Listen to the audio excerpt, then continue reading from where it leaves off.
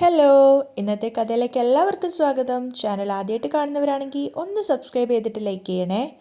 അങ്ങനെ മഹേന്ദ്രനും ലക്ഷ്മിയും മേഘയൊക്കെ കൂടെ കാറിൽ എവിടെയോ പോയിക്കൊണ്ടിരിക്കുകയാണ്. ആ സമയത്ത് ലക്ഷ്മി പറയുന്നുണ്ട്, വേനൽക്കാലം തുടങ്ങിയേട്ടാ, ഇപ്പോൾ വെയിലിന് നല്ല ചൂട് വന്നിട്ടുണ്ട്. അപ്പം മഹേന്ദ്രനും പറയാണ്, അതേ ലക്ഷ്മി, പക്ഷേ നമ്മൾ AC കാറിൽ പോകുന്നു, അതുകൊണ്ട് നമുക്ക് വെയിലൊരു പ്രശ്നമല്ല. പക്ഷേ ചെറിയ ചെറിയ കച്ചവടക്കാർ, സൈക്കിളിൽ പോകുന്നവർ, ബൈക്കിൽ പോകുന്നവർ, അവരൊക്കെ ഒരുപാട് കഷ്ടപ്പെടുക അല്ലേ? അത് പറഞ്ഞു കേട്ടപ്പോൾ ലക്ഷ്മിക്കും വല്ലാത്തൊരു സങ്കടം തോന്നുകയാണ്. മേഘയ്ക്കും അത് കേട്ടപ്പോൾ വിഷമം തോന്നുന്നുണ്ടായിരുന്നു. അപ്പോഴാണ് ലക്ഷ്മിയുടെ കണ്ണിൽ ആ കാഴ്ച കാണുന്നത്. മലരിനെ സ്കൂളിൽ നിന്നും വിളിച്ചുകൊണ്ട് വരികയാണ് ചന്ദ്രിക. അവർ രണ്ടുപേരും സൈക്കിളിലാണ് പോയിക്കൊണ്ടിരിക്കുന്നത്. ചന്ദ്രികയാണെങ്കിൽ ആകെ ടയേർഡായിട്ടുണ്ടായിരുന്നു. വെയിൽ തട്ടുന്നത് കാരണം അവളിങ്ങനെ ഇടയ്ക്കിടയ്ക്ക് വേർപ്പ് തുടച്ചുകൊണ്ടാണ് സൈക്കിൾ ചവിട്ടുന്നത്. അപ്പോഴാണ് ലക്ഷ്മി മഹേന്ദ്രനോട് പറയുന്നത്, ഏട്ടാ അങ്ങോട്ടേക്ക് നോക്കിയേ, ചന്ദ്രികയും മലരും സൈക്കിളിൽ വെയിൽ കൊണ്ടുവരുന്നു. അത് കണ്ട് വല്ലാത്ത സങ്കടത്തോടെയും കുറ്റബോധത്തോടെയാണ് മഹേന്ദ്രനും ലക്ഷ്മിയും അങ്ങോട്ടേക്ക് നോക്കി നിൽക്കുന്നത്. മേഘയാണെങ്കിൽ ഇവരിത് എന്തിനുള്ള പുറപ്പാടാ എന്ന് മനസ്സിലാവാത്ത രീതിയിലാണ് രണ്ടുപേരെയും നോക്കുന്നത്. ചന്ദ്രികയാണെങ്കിൽ ആകെ ടയേർഡായിട്ടുണ്ടായിരുന്നു. അവൾ വല്ലാതെ വേർക്കുന്നുണ്ടായിരുന്നു. ആ സമയത്ത് മഹേന്ദ്രൻ ഡ്രൈവറോട് പറയാണ്, ഡ്രൈവർ, ചന്ദ്രികയുടെ സൈക്കിൾ പോകുന്നത് കണ്ടില്ലേ, ആ ഭാഗത്തേക്ക് കൊണ്ടുപോയി നമ്മുടെ കാറ് നിർത്ത്. അതുപോലെ അയാൾ അനുസരിക്കുകയാണ്. മേഘയ്ക്ക് അത് കേട്ടപ്പോൾ വല്ലാത്ത അരിശം തോന്നുകയാണ്. എന്തൊക്കെയാ അച്ഛനും അമ്മയും ചെയ്യുന്നത് എന്ന് വിചാരിച്ചിട്ട്. അങ്ങനെ ഡ്രൈവർ കൊണ്ടുപോയി ചന്ദ്രികയുടെ സൈക്കിളിന് അടുത്തായിട്ട് കാറ് നിർത്തുകയാണ്. പെട്ടെന്ന് തന്നെ കാറിൻ്റെ ഡോറ് തുറന്നിട്ട് മഹേന്ദ്രനും അതുപോലെ തന്നെ ലക്ഷ്മിയും പുറത്തിറങ്ങുന്നുണ്ട്. സാർ, ചന്ദ്രിക അവരെ കാണുന്ന സമയത്ത് ബഹുമാനത്തോടെ വിളിക്കുകയാണ്. അപ്പം മഹേന്ദ്രൻ പറയുന്നുണ്ട്, ചന്ദ്രികേ, നീ ഈ സൈക്കിൾ ഇവിടെ മാറ്റി വെച്ചിട്ട് വന്നിട്ട് കാറിൽ കയറ്. അത് കേട്ട് മേഘയ്ക്ക് ദേഷ്യം വരുന്നുണ്ടായിരുന്നു. അപ്പം ചന്ദ്രിക ചോദിക്കുന്നുണ്ട്, എന്താ സാർ ഈ പറയുന്നേ? കാറിൽ കയറ് ചന്ദ്രികയെ, മഹേന്ദ്രൻ വീണ്ടും പറയാണ്. അപ്പം മേഘ ചിന്തിക്കുന്നുണ്ട്, അച്ഛൻ എന്തിനാവും ചന്ദ്രികയോട് കാറിൽ കയറാൻ പറയുന്നത്? അവൾക്ക് വല്ലാത്ത വീർപ്പുമുട്ടൽ അനുഭവപ്പെടുകയാണ്. ഇനി ചന്ദ്രികയെ കൂടി കാറിൽ കയറ്റുമോ എന്ന് ഭയന്നിട്ട്. ആ സമയത്ത് മഹേന്ദ്രൻ ഡ്രൈവറോട് പറയാണ്, ഡ്രൈവർ, നീ ചന്ദ്രികയുടെ സൈക്കിൾ എടുത്ത് വീട്ടിലേക്ക് കൊണ്ടുവരൂ. ഞാൻ കാറിൽ ഡ്രൈവ് ചെയ്തിട്ട് ഇവരെ വീട്ടിലേക്ക് കൊണ്ടുപോയിക്കോളാം. ശരി സർ.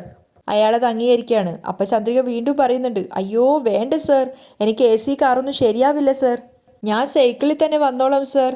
അപ്പം മലരും മുത്തശ്ശനെയും അമ്മയും മാറി മാറി നോക്കുകയാണ്. ആ സമയത്ത് മഹേന്ദ്രൻ പറയുന്നുണ്ട്, ചന്ദ്രിക വെയിൽ വളരെ കൂടുതലാണ്, നീ വന്ന് കാറിൽ കയറ്. അപ്പോൾ ചന്ദ്രിക ചിരിച്ചുകൊണ്ട് പറയാണ്, ഇതൊക്കെ ഒരു വെയിലാണോ സർ? ഇതിനേക്കാളും വലിയ വെയിൽ ഞാൻ ജോലി ചെയ്തിട്ടുണ്ട്. നിങ്ങൾ കാറിൽ പോയിക്കോളൂ സർ, ഞാൻ എൻ്റെ സൈക്കിളിൽ വന്നോളാം. അപ്പം ലക്ഷ്മി ഇടപെടുകയാണ്, സാരമില്ല ചന്ദ്രികെ, വന്നേ. അത് കണ്ട് മഹേന്ദ്രനും പറയുന്നുണ്ട്, എന്താ ലക്ഷ്മി നീ നോക്കി നിൽക്കുന്നത്, നീ ഇടപെട്. അപ്പം ലക്ഷ്മി അദ്ദേഹത്തോട് പറയാണ്, ഞാൻ പറഞ്ഞോണ്ടല്ലേ ഇരിക്കുന്നേ. എന്നിട്ട് ലക്ഷ്മി ചന്ദ്രികയോട് പറയുന്നുണ്ട്, വാ, വന്ന് കാറിൽ കയറ്. അങ്ങനെ ചന്ദ്രിക മനസ്സില്ലാ മനസ്സോടെ അവർക്കൊപ്പം കാറിൽ കയറാൻ വേണ്ടി പോവുകയാണ്. ആ സമയത്ത് ലക്ഷ്മി വന്നിട്ട് മേഘയോട് പറയാണ്, മേഘ ഒന്ന് നീങ്ങിയിരിക്കെ. അത് കേട്ട സമയത്ത് മേഘയ്ക്ക് വല്ലാത്ത ദേഷ്യം തോന്നുകയാണ്. അങ്ങനെ മേഘയുടെ തൊട്ടരികിൽ തന്നെ ആയിട്ട് ചന്ദ്രികയും ചന്ദ്രികയുടെ മടിയിലായിട്ട് മലരും അതിനുശേഷം ലക്ഷ്മിയും മലറിൻ്റെ ബാഗും കൊണ്ട് കയറുകയാണ്. ആ സമയത്ത് മഹേന്ദ്രൻ ഡ്രൈവറോട് പറയുന്നുണ്ട്, ചന്ദ്രികയുടെ സൈക്കിൾ എടുത്തിട്ട് വീട്ടിലേക്ക് കൊണ്ടുവരാൻ. അങ്ങനെ മഹേന്ദ്രൻ വന്ന് കാർ ഓടിക്കാൻ നോക്കുകയാണ്. കാറിൽ കയറിയപ്പോഴും ഉടനെ തന്നെ ചന്ദ്രിക വേർപ്പ് തുടച്ചുകൊണ്ടേ ഇരിക്കുന്നുണ്ടായിരുന്നു. അതൊക്കെ കാണുമ്പോൾ മേഘയ്ക്ക് വല്ലാത്തൊരു ഇറിറ്റേഷൻ തോന്നുകയാണ്. പക്ഷേ ലക്ഷ്മിക്ക് തൻ്റെ മകളോടുള്ള വാത്സല്യം തോന്നുന്നുണ്ടായിരുന്നു. ആ സമയത്ത് മഹേന്ദ്രനാണെങ്കിൽ AC-യുടെ സ്പീഡ് കൂട്ടുകയാണ്. അത് കണ്ടിട്ട് മേഘ ഇങ്ങനെ അച്ഛനെ തന്നെ നോക്കുന്നുണ്ടായിരുന്നു. സ്വന്തം മകളാണെന്ന് പോലും അറിയാതെ ഇവർ ഇത്രയേറെ ചന്ദ്രികയെ സ്നേഹിക്കുന്നല്ലോ എന്നുള്ളത് മേഘയെ വല്ലാതെ ആശ്ചര്യപ്പെടുത്തുന്നുണ്ടായിരുന്നു. ചന്ദ്രികയാണെങ്കിൽ വല്ലാതെ വേർപ്പ് തുടക്കുന്നത് കാണുന്ന സമയത്ത് ലക്ഷ്മി മഹേന്ദ്രനോട് പറയുന്നുണ്ട്, ഏട്ടാ, ആ ടിഷ്യൂ ഇങ്ങെടുത്തേ. എന്നിട്ട് ടിഷ്യൂ വാങ്ങിയിട്ട് ചന്ദ്രികയുടെ നെറ്റിത്തടം തുടക്കാൻ ശ്രമിച്ചപ്പോഴേക്കും ചന്ദ്രിക പറയുന്നുണ്ട്, ഏയ് വേണ്ടമ്മേ, ഞാൻ എൻ്റെ സാരിയിൽ തുടച്ചോളാം. എന്നിട്ട് അവളുടെ സാരി കൊണ്ട് കഴുത്തൊക്കെ തുടക്കുകയാണ്. അതൊക്കെ മേഘയെ വല്ലാതെ വീർപ്പ് മുട്ടിക്കുന്നുണ്ടായിരുന്നു. കാരണം വേർത്ത് വന്നിട്ട് ഒരാൾ അടുത്തിരിക്കുമ്പോൾ ഉണ്ടായിരുന്നൊരു ഡിസ്റ്റർബൻസ് ഉണ്ടായിരുന്നു മേഘയ്ക്ക്. ആ സമയത്ത് ലക്ഷ്മി വേഗം തന്നെ കയ്യിലിരുന്ന ടിഷ്യൂ വെച്ചിട്ട് മലരിനെ തുടച്ചു കൊടുക്കുകയാണ്. മലരിനോട് ലക്ഷ്മി കാണിക്കുന്ന ആ ഒരു സ്നേഹം കാണുന്തോറും മേഘയ്ക്ക് വല്ലാത്ത അതിശയം തോന്നുകയാണ്. എന്തിനായിരിക്കും ഇത്രയേറെ ഇവരെ സ്നേഹിക്കുന്നത് എന്ന് കരുതിയിട്ട്. ആ സമയത്ത് മഹേന്ദ്രൻ AC കൂട്ടിയതിന് ശേഷം ചന്ദ്രികയോട് ചോദിക്കുന്നുണ്ട്, ചന്ദ്രികയെ പുറകിൽ AC കിട്ടുന്നുണ്ടോ? ആ, നന്നായിട്ട് കിട്ടുന്നുണ്ട് സർ, ഇപ്പോൾ പുറകിൽ നല്ല തണുപ്പാ. ചന്ദ്രിക സന്തോഷത്തോടെ പറയാണ്, പുറത്ത് ഇത്രയും നല്ല വെയിലുള്ളപ്പോൾ അകത്ത് എന്തൊരു തണുപ്പാ. അത് കേട്ട് മലരും പറയുന്നുണ്ട്, അതേ മുത്തശ്ശ, കാറിനുള്ളിൽ നല്ല ചില്ലായിട്ടുണ്ട്. അങ്ങനെയാണോ? അയാൾ വാത്സല്യത്തോടെ മലറിനോട് ചോദിക്കുകയാണ്. അത് കേട്ട് ലക്ഷ്മിയും ചന്ദ്രികയും ചിരിക്കുന്നുണ്ടായിരുന്നു. മാത്രമല്ല ചന്ദ്രിക പറയുന്നുണ്ട്, ഇങ്ങനെ AC കാറിൽ പോയി ശീലായി കഴിഞ്ഞാൽ പിന്നെ പുറത്ത് വെയിലത്തേക്ക് ഇറങ്ങാനൊക്കെ മടിയായിരിക്കും. അതുകൊണ്ടാ എന്നോട് കാറിൽ കയറാൻ പറഞ്ഞപ്പോൾ ഞാൻ വേണ്ടാന്ന് പറഞ്ഞേ. അത് കേട്ട് മഹേന്ദ്രനും ലക്ഷ്മിയും ചിരിക്കുകയാണ്. പക്ഷെ മേഘയ്ക്ക് അതിൽ വല്ലാത്ത ബുദ്ധിമുട്ടായിരുന്നു. അവൾക്ക് വല്ലാത്ത ഇറിറ്റേഷൻ തോന്നുകയാണ്. ആ സമയത്ത് ചിരിച്ചുകൊണ്ട് മഹേന്ദ്രൻ പറയുന്നുണ്ട്, നീ ഗ്രാമത്തിലെ പെൺകുട്ടി തന്നെയാ. അങ്ങനെ അവരെല്ലാവരും സന്തോഷത്തോടെ എൻജോയ് ചെയ്താണ് പോകുന്നത്. പക്ഷേ മേഘയ്ക്ക് മാത്രം അതൊരു വല്ലാത്ത ബുദ്ധിമുട്ടായിരുന്നു. കാരണം അവർക്കൊപ്പം ചേരാൻ പറ്റുന്നുണ്ടായിരുന്നില്ല. വീട്ടിലെത്തിയപ്പോൾ തന്നെ മേഘ ദേഷ്യത്തോടെ ഡോറ് വലിച്ചു തുറന്നിട്ട് അകത്തേക്ക് കയറി പോവുകയാണ്. ആ സമയത്ത് ലക്ഷ്മി ആദ്യം കാറിൽ നിന്ന് ഇറങ്ങിയിട്ടുണ്ട്. എന്നിട്ട് ചന്ദ്രികയും മലരിനെയും വിളിക്കുകയാണ്. അമ്മേ ശരി, എന്നാൽ പിന്നെ വരാം. എന്നിട്ട് മഹേന്ദ്രനോട് യാത്ര ചോദിച്ചിട്ട് മലരിനെ കൂട്ടിക്കൊണ്ട് ചന്ദ്രിക അവരുടെ വീട്ടിലേക്ക് പോവുകയാണ്. മലരും രണ്ടുപേർക്കും യാത്രയൊക്കെ പറഞ്ഞിട്ടാണ് പോകുന്നത്. അതിനുശേഷം മഹേന്ദ്രനും ലക്ഷ്മിയും അകത്തേക്ക് കയറി വരികയാണ്. അവരെ കാത്തുകൊണ്ട് ദേഷ്യത്തോടെ മേഘ അകത്തിരിപ്പുണ്ടായിരുന്നു. അവർ വന്ന സമയത്ത് മേഘ ചോദിക്കുന്നുണ്ട്, അല്ലച്ചാ, ഞാൻ അറിയാത്തത് കൊണ്ട് ചോദിക്കുകയാണ്. ചന്ദ്രികയുടെ കാര്യത്തിൽ നിങ്ങൾ ഇത്രയേറെ താല്പര്യം കാണിക്കുന്നുണ്ടല്ലോ, അതിന് പ്രത്യേകിച്ച് എന്തെങ്കിലും കാരണമുണ്ടോ അച്ഛാ? ആ ചോദ്യം മഹേന്ദ്രനും ലക്ഷ്മിയും വല്ലാതെ കുഴക്കുന്നൊരു ചോദ്യം തന്നെയായിരുന്നു. രണ്ടുപേരും മറുപടിയൊന്നും പറയാതെ തലതാഴ്ത്തി നിൽക്കുകയാണ്. ആ സമയത്ത് മേഘ വീണ്ടും പറയുന്നുണ്ട്, അല്ല, ചന്ദ്രിക ഗ്രാമത്തിൽ നിന്നും വന്നവളാ, ബേസിക്കായി എല്ലാ ജോലിയും ചെയ്യുന്നവളാ. അവള് സൈക്കിളിൽ പോകുന്നത് സാധാരണ കാര്യമാ. പക്ഷേ അതൊരു വലിയ കാര്യമായി കണ്ട് നിങ്ങൾ അവളെ കാറിൽ കയറ്റിക്കൊണ്ട് വരുന്നു. മറുപടിയൊന്നും പറയാനാവാതെ മഹേന്ദ്രനും ലക്ഷ്മിയും തലതാഴ്ത്തിയിരിക്കുകയാണ്. അത് മേഘ നന്നായിട്ട് മുതലാക്കുന്നുണ്ടായിരുന്നു ആ അവസരം. അവൾ ചോദിക്കുന്നുണ്ട്, ഒരു ജോലിക്കാരിയെ കാറിൽ ബാക്കിൽ ഇരുത്തിയിട്ട് അച്ഛൻ ജോലിക്കാരനായി ഡ്രൈവറായി കാർ ഓടിച്ചു വരുന്നു. രണ്ടുപേരും മേഘയെ തന്നെ നോക്കിയിരിക്കുകയാണ്. ആ സമയത്ത് മേഘ പറയുന്നുണ്ട്, ഇതൊക്കെ കാണുമ്പോൾ വല്ലാത്ത കോമഡിയായി തോന്നുക. ചന്ദ്രിക അതിനും മാത്രം എന്താ ചെയ്തത്? എന്തിനാ അവളിങ്ങനെ തലയിലെടുത്ത് വെച്ച് നടക്കുന്നത്? ഒന്നിനും മറുപടി ഇല്ലാതെ ഇരിക്കുകയാണ് ലക്ഷ്മിയും മഹേന്ദ്രനും. ആ സമയത്ത് കുറച്ച് ഇമോഷണലായിട്ടാണ് പിന്നീട് മേഘ സംസാരിക്കുന്നത്.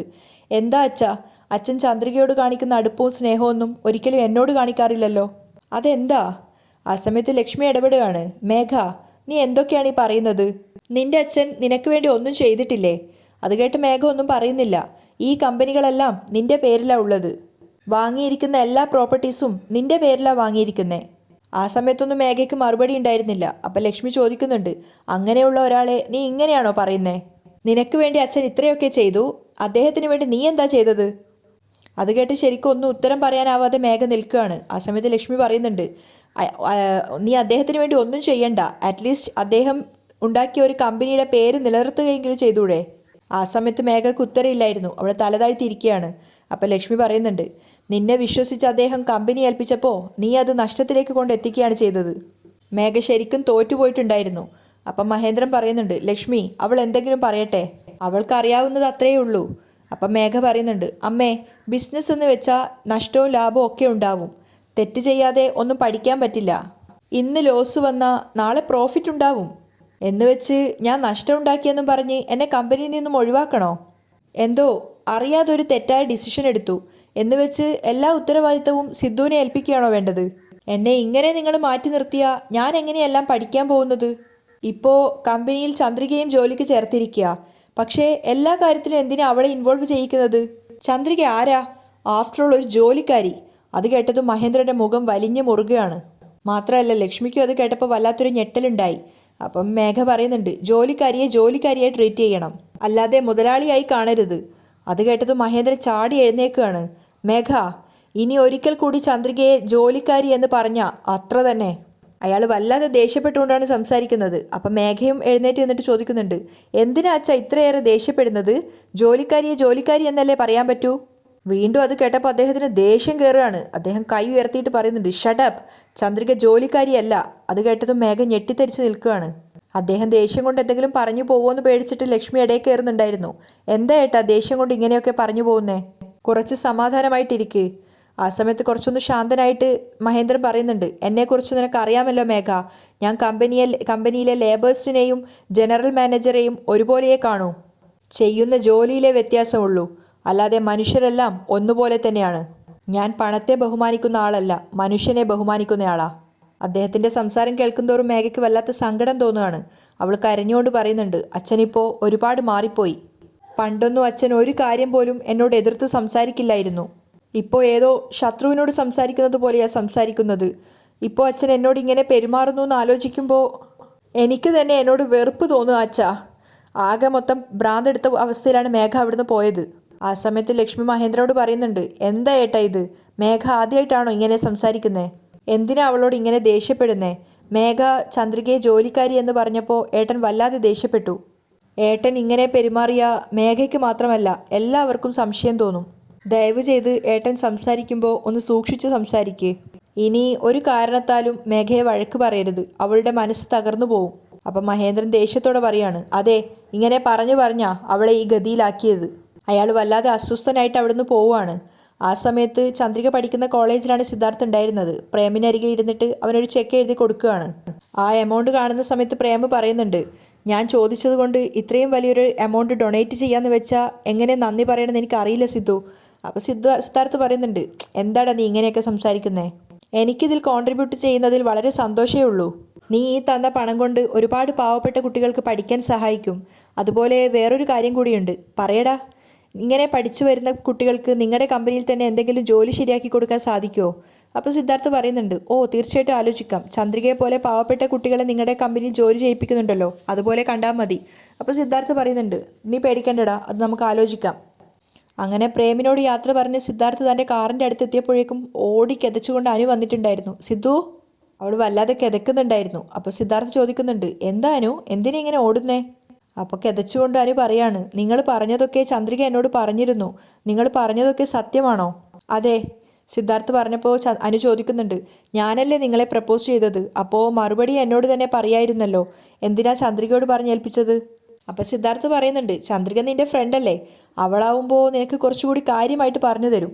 അങ്ങനെയെങ്കിൽ നിനക്കത് കുറച്ചുകൂടി മനസ്സിലാവുമല്ലോ. അല്പനേരത്തിന് ശേഷം അനു പറയുന്നുണ്ട്, എനിക്കെന്തോ നിങ്ങളുടെ തീരുമാനം റീകൺസിഡർ ചെയ്യാമെന്ന് തോന്നുന്നു. അപ്പോൾ കുറച്ച് ഗൗരവത്തോടെയാണ് സിദ്ധാർത്ഥ് പറയുന്നത്, നോക്കാനോ, എനിക്കിത് റീകൺസിഡർ ചെയ്യാൻ ഒന്നുമില്ല. എനിക്ക് തൻ്റെ ലവ് അക്സെപ്റ്റ് ചെയ്യാൻ പറ്റില്ല. കേട്ട് അനു വല്ലാതെ സങ്കടത്തിലാവുകയാണ്. അപ്പോൾ സിദ്ധാർത്ഥ് പറയുന്നുണ്ട്, ഒരുപക്ഷെ തൻ്റെ മനസ്സിനെ ഞാൻ ഏതെങ്കിലും തരത്തിൽ ഡിസ്റ്റർബ് ചെയ്തിട്ടുണ്ടെങ്കിൽ, ബുദ്ധിമുട്ടിച്ചിട്ടുണ്ടെങ്കിൽ താൻ എന്നോട് ക്ഷമിക്കണം. എന്നിട്ട് വീണ്ടും കാറിൻ്റെ ഡോർ തുറക്കുകയാണ്.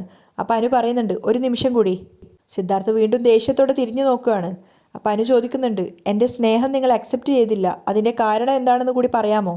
സിദ്ധാർത്ഥ് ഒന്നും മിണ്ടാതെ നിൽക്കുന്നുണ്ട്. അനു പറയുന്നുണ്ട്, നിങ്ങളത് പറഞ്ഞാലേ ഞാൻ പോവൂ, അല്ലെങ്കിൽ വീണ്ടും വീണ്ടും ഞാൻ നിങ്ങളെ പ്രപ്പോസ് ചെയ്യും.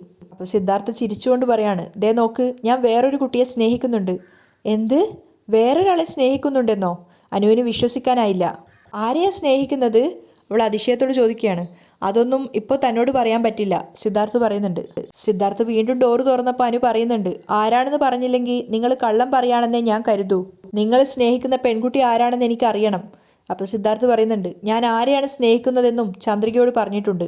അത് കേട്ട് അനുവിന് വീണ്ടും അതിശയാവുകയാണ്.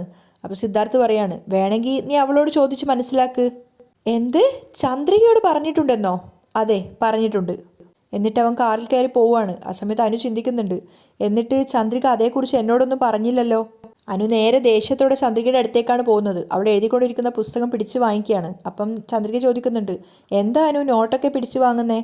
നീ എന്തിനാ എന്നോട് ഒളിച്ചു വെച്ചത്? അനു ദേഷ്യത്തോടെയാണ് സംസാരിക്കുന്നത്. അപ്പോൾ ചന്ദ്രികയ്ക്ക് കാര്യം മനസ്സിലായില്ല. അവൾ ചോദിക്കുന്നുണ്ട്, ഞാൻ എന്തോ ഒളിച്ചു എന്ന്? സിദ്ധു ആരെയാ സ്നേഹിക്കുന്നതെന്ന് നിന്നോട് പറഞ്ഞിട്ടുണ്ടെന്ന് അറിഞ്ഞു, എന്നിട്ട് നീ അതെന്നോട് പറഞ്ഞതേയില്ല. അത് കേട്ടത് ചന്ദ്രിക ആകെ പരിഭ്രമത്തിലായി.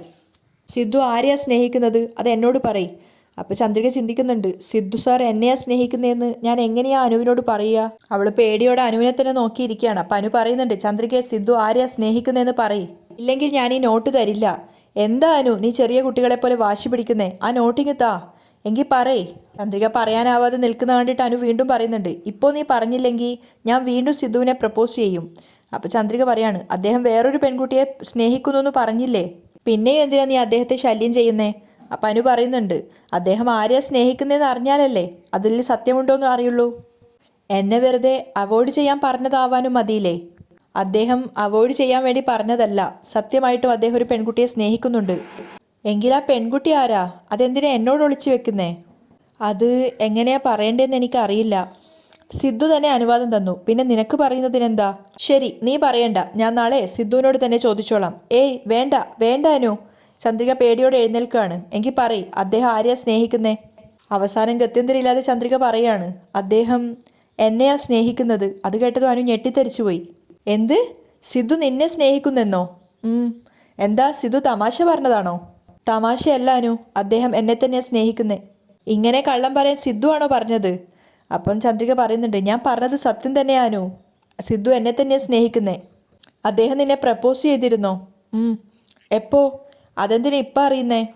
വിട്ടേക്കാനു, നീ ഇപ്പോൾ അത് പറഞ്ഞില്ലെങ്കിൽ എൻ്റെ തല തന്നെ പൊട്ടിത്തെറിക്കും. പ്ലീസ് ദയവ് ചെയ്തൊന്ന് പറഞ്ഞു തരൂ.